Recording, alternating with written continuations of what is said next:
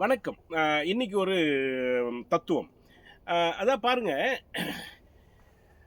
Inspiration, அதன் பிறகு consolation.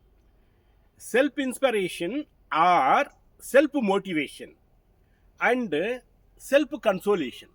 இது ரொம்ப முக்கியமானது. இது ரெண்டும் ரொம்பவே முக்கியம்.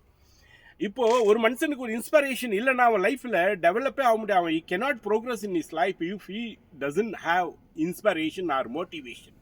There should be a motivation to raise yourself and walk up to that, to take something. That take something is the motivation.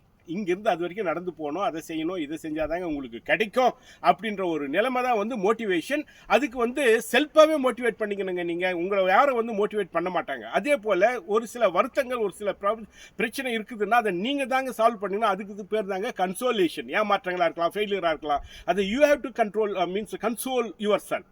That's why self மோட்டிவேஷனோ செல்ஃப் கன்சோலேஷனோ யார்கிட்ட இருக்கோ அவன் லைஃப்பில் சூப்பராக முன்னுக்கு போவான். அவனுடைய nobody can stop his or their progress in their life. அவங்களுடைய முன்னேற்றத்தை யாருமே தடுக்க முடியாது. இது உண்மை. ட்ரை பண்ணுங்க. வணக்கம்.